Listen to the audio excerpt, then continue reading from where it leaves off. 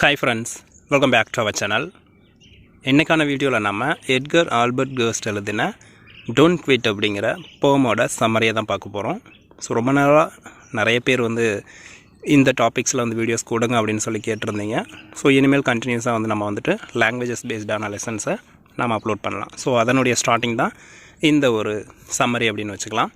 Okay friends, so வழக்கம் போல் நம்ம லாங்குவேஜஸை பொறுத்த வரைக்கும் பார்த்தோம் அப்படின்னா ஸ்டூடெண்ட்ஸுக்கு மோட்டிவேட் பண்ணுற மாதிரியான விஷயங்களை தான் நமக்கு கண்டினியூஸாக சப்ஜெக்டில் கொடுத்துட்ருக்காங்க. ஸோ அந்த வகையில் டோன்ட் குவிட் அப்படிங்கிற இந்த எட்கர் ஆல்பர்ட் கர்ஸ்டோட இந்த போம் பார்த்தோம்னா ஸ்டூடெண்ட்ஸை ஃபுல் ஒரு மோட்டிவேட்டடான ஒரு பிளேஸுக்கு கொண்டு போகணுங்கிறதுக்காக ஃபஸ்ட் போம் அதை கொடுத்துருப்பாங்க. ரொம்ப ஸ்வீட்டான சூப்பரான ஒரு போம் அப்படின்னு நம்ம இதை சொல்லலாம். ஓகே ஃப்ரெண்ட்ஸ், நம்ம ஆத்தர் டீட்டெயிலை பார்த்துட்டு நெக்ஸ்ட் போமோட சம்மரி கண்டினியூஸாக பார்த்துருவோம். ஸோ ஃபர்ஸ்ட் பார்த்தோம்னா எட்கர் ஆல்பர்ட் கர்ஸ்ட், ஓகேங்களா. ஸோ இவர் பார்த்தோம்னா ஆகஸ்ட் 20th 1881, ஓகேங்களா. ஸோ 1881 பிறந்திருக்காரு. அண்டு ஆகஸ்ட் 5 1959 பார்த்தோம் அப்படின்னா இவர் இறந்துடுறாரு.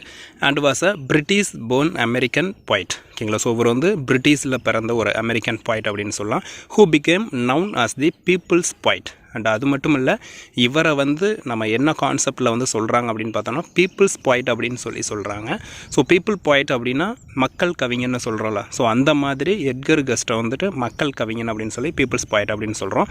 His poems often had an inspiration and optimistic view of everyday life, ஓகேங்களா. ஸோ இவருடைய போயம்ஸ் பெரும்பாலும் நிறைய போயம்ஸ் எழுதியிருக்காரு. ஸோ இவருடைய போயம்ஸ் பார்த்திங்க அப்படின்னா எதை குறிப்பாக இருக்கும் அப்படின்னா ஒரு இன்ஸ்பிரேஷனை உருவாக்கும், ஒரு ஆர்வத்தை, ஒரு தாக்கத்தை ஏற்படுத்தும். இப்போ நம்ம பார்த்தோம்னா ஒரு இதே தமிழில் நம்ம அச்சமின்றி அச்சமின்றி அச்சம் என்பதில்லை அப்படின்னு சொல்லி நம்ம அந்த பாடலை பாடும்போதே நமக்குள்ளே ஒரு உணர்வு ஏற்படும்னு சொல்லுவோம். இன்னும் அந்த லைனை கேட்கும்போதே நமக்குள்ளே ஒரு ஃபீல் ஏற்படும். அப்படியே அந்த பாட்டை கேட்கும்போது வீட்டில் திண்ணையில் உட்காந்துருக்க பர்சன் என்ன பண்ணுவாராம், சுதந்திர போராட்டத்தில் கலந்துக்கணும்னு சொல்லி வேகமாக எழுந்திரிச்சு போவாங்களாம் இந்த பாட்டை தெருவில் பாடிட்டு போனால். ஸோ அந்த அளவுக்கு மக்கள்கிட்ட ஒரு இன்ஸ்பிரேஷனை, ஒரு தாக்கத்தை, ஓகேங்களா, ஏற்படுத்தும். ஸோ அந்த மாதிரி தான் இவருடைய இந்த எட்கர் கர்ஸ்டோட இந்த போம் பார்த்தோம் அப்படின்னா மக்கள்கிட்ட ஒரு இன்ஸ்பிரேஷனை, ஒரு தாக்கத்தை ஏற்படுத்தும், ஒரு ஊக்கத்தை கொடுக்கும் அப்படின்னு சொல்கிறாங்க. And optimistic view of everyday life. And அது மட்டும் இல்லாமல் ஆப்டிமிஸ்டிக் அப்படின்னா நம்பிக்கையை கொடுக்கக்கூடியது. ஸோ ஒரு சில விஷயங்களை கேட்கும்போது நம்மளால் நம்ப முடியாது. பட் இவருடைய போயம்ஸ் நம்ம கேட்குறோம் அப்படின்னாவே அது ஒரு நம்பிக்கையை கொடுக்கும். நம்ம எவ்ரிடே லைஃப்பில் ஒவ்வொரு நாளும் நம்ம வாழ்க்கையில் நடக்கக்கூடிய விஷயங்களை மையமாக வச்சு அதை நம்பக்கூடிய வகையில் தான் இவருடைய ரைட்டிங்ஸ் இருக்கும் அப்படின்னு சொல்கிறாங்க. And Guest was born in Birmingham, ஓகேங்களா. ஸோ பிரிமிங்ஹாமில் இவர் பிறக்கிறாரு அண்ட் இங்கிலாண்டில், okay. So 1881 and 1891 his family moved from England to Detroit. ஸோ இவர் பார்த்தோம்னா 1881 பிறக்கிறாங்க. அண்டு 1891 இவங்க ஃபேமிலி மெம்பர்ஸ் எல்லாமே எங்கே போகிறாங்க அப்படின்னா இங்கிலாண்டில் டெட்ராய்ட்டுக்கு குடிபெயர்றாங்க. அண்டு மிச்சின்ஹான் அப்படிங்கிற ஒரு பிளேஸில் அங்கே தான் பார்த்தீங்க அப்படின்னா கடைசி வரைக்குமே இவர் அங்கே வாழ்ந்து அங்கேயே இறந்துருக்காரு, ஓகேயா. So after he begin at the Detroit free press, ஓகேங்களா. ஸோ டெட்ராய்ட் ஃப்ரீ ப்ரெஸ் அப்படிங்கிற ஒரு பிளேஸில் காப்பி பாய் அப்படிங்கிற ஒரு போஸ்டிங்கில் தான் இவர் ஃபர்ஸ்ட் இருந்திருப்பார். லேட்டராக பார்த்தோம் அப்படின்னா அங்கேயே அந்த ஒரு ப்ரெஸ்ஸில் ரிப்போர்ட்டராகவும் இருந்திருக்காரு. அண்ட் ஹிஸ் ஃபர்ஸ்ட் போம் appeared on 11th December 1898. And இவருடைய ஃபஸ்ட்டு போயம் பார்த்தோம் அப்படின்னா டிசம்பர் மாதம் 11 1898 தான் பப்ளிஷ் பண்ணியிருக்காரு இவருடைய முதல் ஒரு போயமை.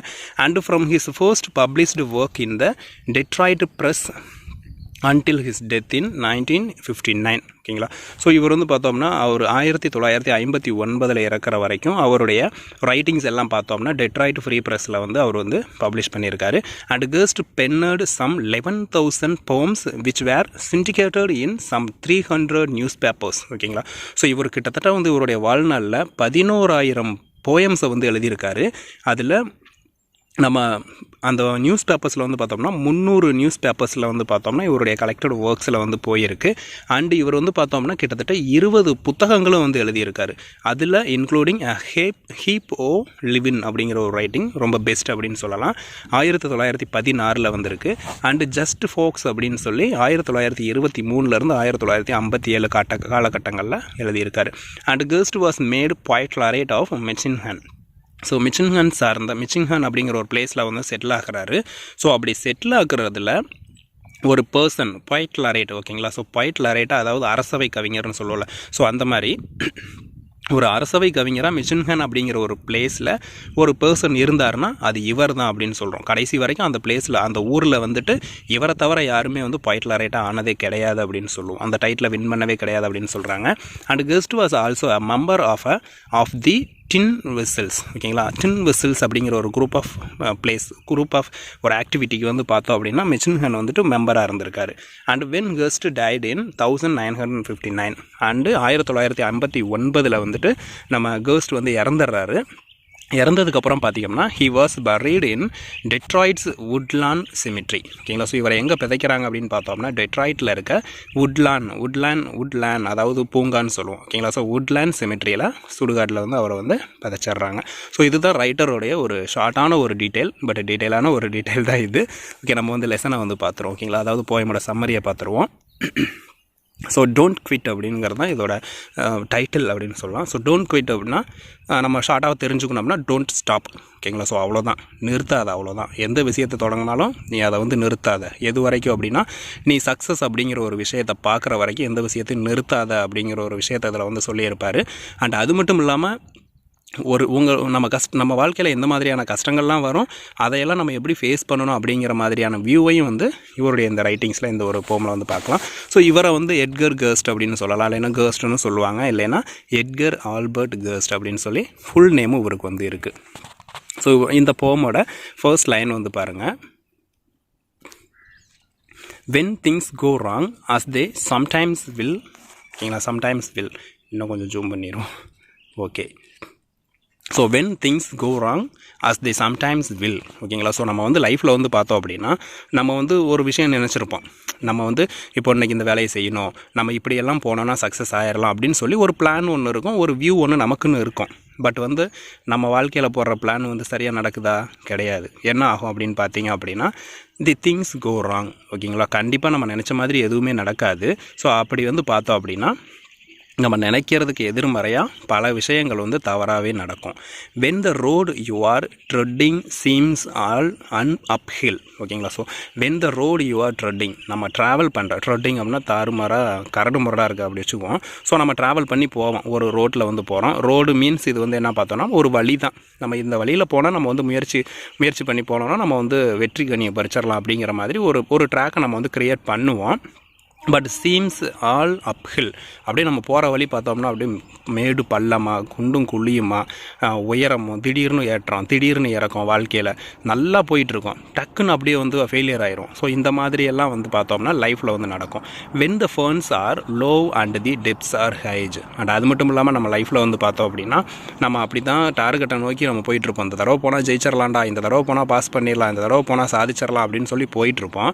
அப்போ தான் நம்மளை போட்டு அமுக்கும். ஃபன்ஸ் ஆர் லோ, ட்ராவல் பண்ணவே காசு இருக்காது, சாப்பாட்டுக்கே வழி இருக்காது, ஃபீஸ் கட்ட பணம் இருக்காது, நல்ல ட்ரெஸ் எடுக்க பணம் இருக்காது, இன்னும் சொல்ல போனால் ரீசார்ஜ் பண்ண கூட காசு இருக்காது. ஸோ அந்த மாதிரி பார்த்தோம்னா நம்ம முயற்சி பண்ணி ஜெயிக்கலாம் அப்படின்னு முடிவு பண்ணால் தான் நமக்கு இந்த மாதிரியான தடங்கள்லாம் வரும்.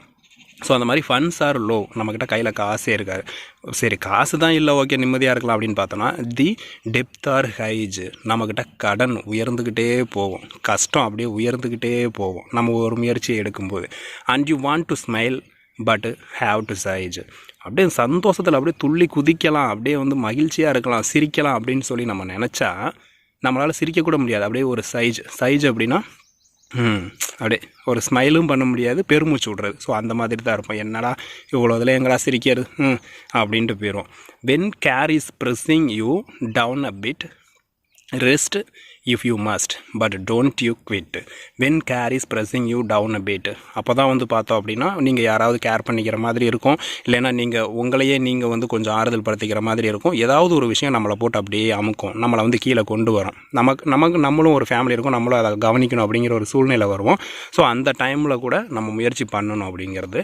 ஸோ அந்த டைமில் பார்த்தோம்னா ரெஸ்ட் இஃப் யூ மஸ்ட், உங்களால் வேறு வழியே இல்லை, அந்த இடத்த வந்து ஓகே நம்ம இதுக்கு மேலே முயற்சி பண்ண முடியாது, கொஞ்சம் நேரம் ஸ்டாப் பண்ணுவோம் அப்படிங்க இல்லாமல் கொஞ்ச நேரம் ரெஸ்ட் எடுக்கலாம். அந்த டைமில் கொஞ்சம் அப்படியே வந்து ரெஸ்ட் பண்ணணும், கொஞ்சம் ஃப்ரீயாக விடணும்.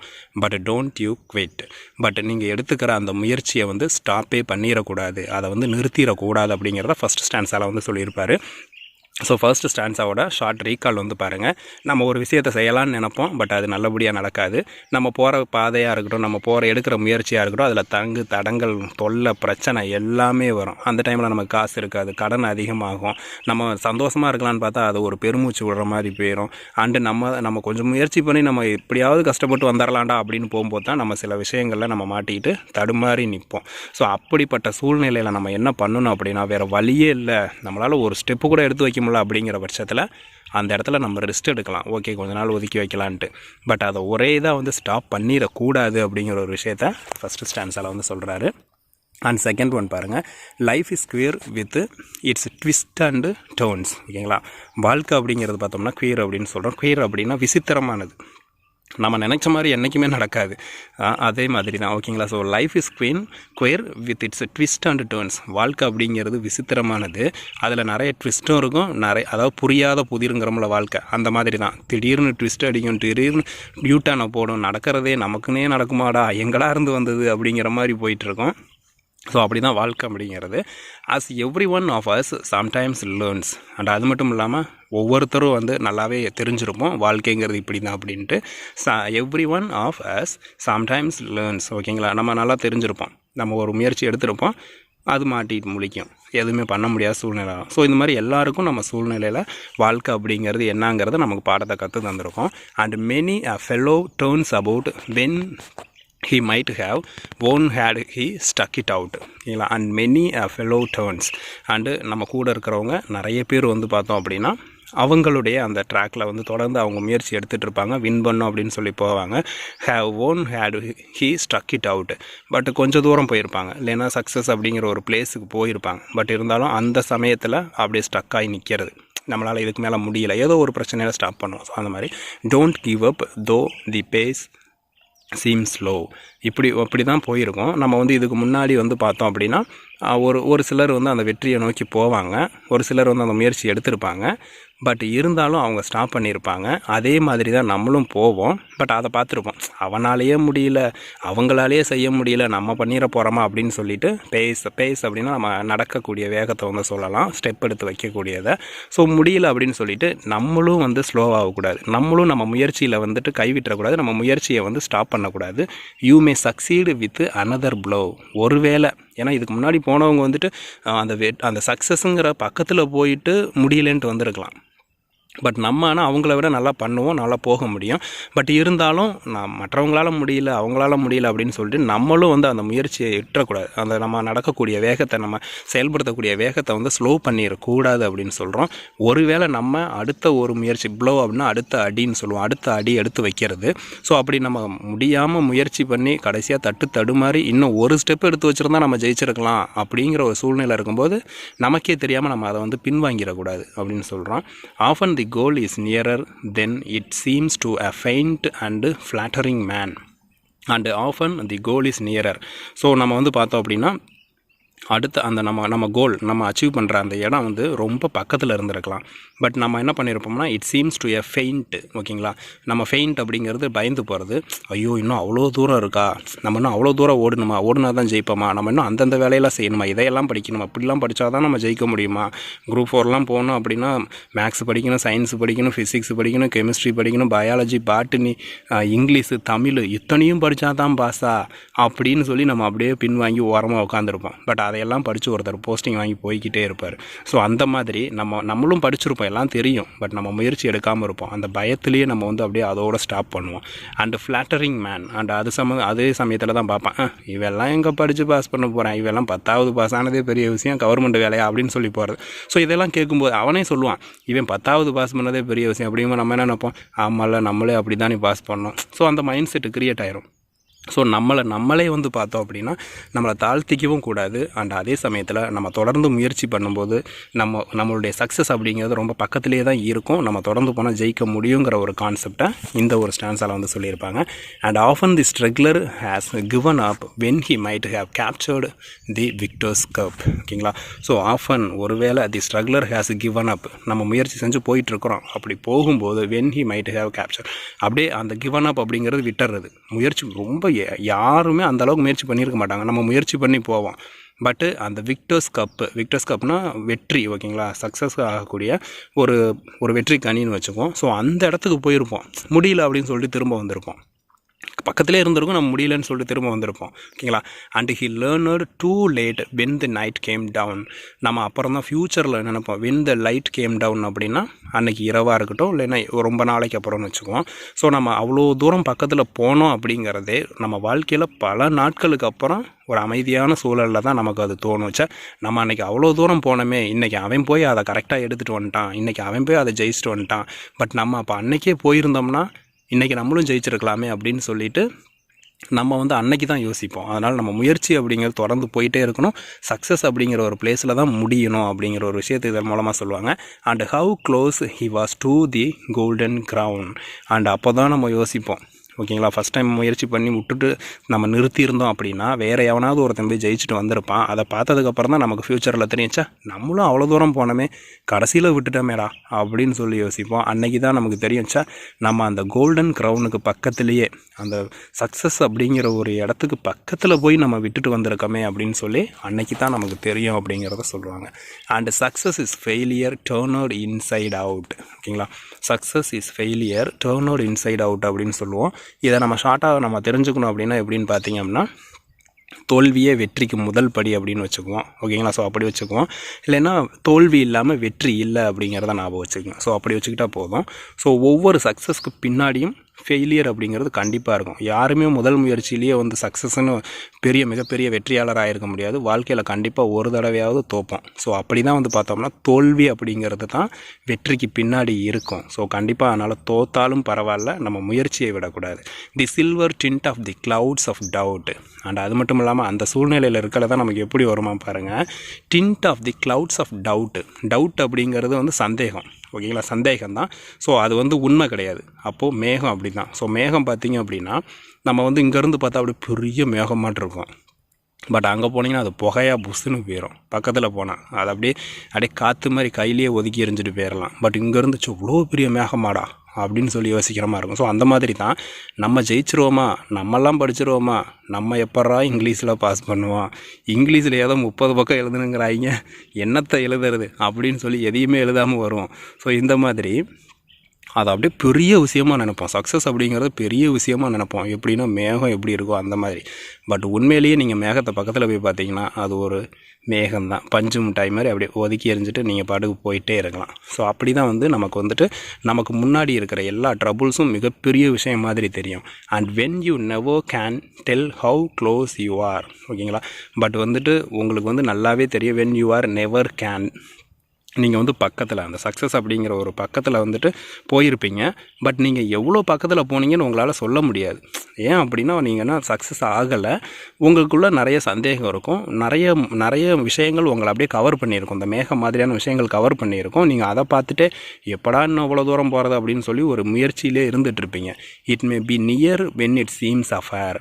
நீங்கள் பார்க்கும்போது அப்படியே தெரியும் இட் மே பி நியர், ஓகேங்களா. ஒருவேளை அது ரொம்ப பக்கத்தில் தான் இருக்கும். ஆனால் நீங்கள் என்ன நினைப்பீங்கன்னா, என்னடா இவ்வளோ தூரம் வந்தாச்சு இன்னமும் நம்மளால் பாஸ் பண்ண முடியல, 10 வருஷமாக எக்ஸாம் படிக்கிறோம் நம்மளால் முடியல, இவ்வளோ தூரம் வந்து ரன்னிங் ஒடியாந்தோம். ஸோ கடைசியாக நம்ம அந்த எல்லை கோட்டுக்கு பக்கத்துக்கு போகிறதுக்கு முன்னாடி ரொம்ப ஒரு ஸ்டெப்பு கூட எடுத்து வைக்க முடியாது. பின்னாடி திரும்பி பார்த்தா ஒரு பயிலும் இருக்க மாட்டான், முன்னாடி நீங்கள் மட்டும் வந்திருப்பீங்க. ஆனால் உங்களால் ஒரு ஸ்டெப்பு எடுக்க முடியாது. என்னடா அது இன்னும் எவ்வளோ தூரம் போகிறதுச்சா, யாருமே வரல, நம்ம இதுக்கு மேலே போனால் நமக்கு ஏதோ ஆயிரும்னு சொல்லி அப்படியே கைவிட்டுறது. அப்படியெல்லாம் இல்லாமல் நமக்கு வந்து பார்த்தோம்னா தொடர்ந்து முயற்சியில் போயிட்டுருப்போம். ஆனால் அந்த சக்ஸஸ் அப்படிங்கிறது எங்கே இருக்குதுன்னு நமக்கு தெரியாது. ஏன் அப்படின்னா அந்த மேகம் மாதிரியான விஷயங்கள் மறைச்சிருக்கும், நம்மளுடைய நம்பிக்கையும் அதுதான் மறைச்சிருக்கும். பட் நம்ம நினைக்கிறத விட வெற்றி அப்படிங்கிறது நமக்கு பக்கத்துலேயே தான் இருக்கும், ஆனால் அது நமக்கு தெரியாது அப்படிங்கிறத சொல்கிறாரு. So stick to the fight when you are hardest hit, ஓகேங்களா. So stick to the fight. ஆனால் ஒரு விஷயத்தை மட்டும் நல்லா ஞாபகம் வச்சுக்கோங்க, தொடர்ந்து சண்டை போட்டுக்கிட்டே இருக்கணும், தொடர்ந்து முயற்சியை எடுத்துக்கிட்டே இருக்கணும், தொடர்ந்து போராடிக்கிட்டே இருக்கணும், விட்டுறவே கூடாது. அது எவ்வளோ தூரம் தான் இருக்கணும் பார்த்து போகலாண்டா, ஒரு நாள் தூங்கி எழுந்திரிச்சாவது நான் எழுந்திரிச்சு ஓடிக்கிறேன் அப்படிங்கிற மாதிரி அதில் தொடர்ந்து நான் ஜெயிச்சே தீருவேன் அப்படிங்கிற ஒரு முயற்சியோடு நம்ம ஒட்டிக்கிட்டே இருக்கணுங்கிறோம். You are hardest hit. நீங்கள் சும்மா இது எப்படின்னா போச்சுன்னா நீங்கள் அடிக்க போகிற அடி பெரிய அடியாக இருக்கணும். ஐயா அந்த மாதிரி ஒரு ஸ்டார்ட் அப் வந்து கொடுக்கணும் அப்படிங்கிற ஒரு விஷயத்த சொல்லுவாங்க. It's when things seem worst you must not quite.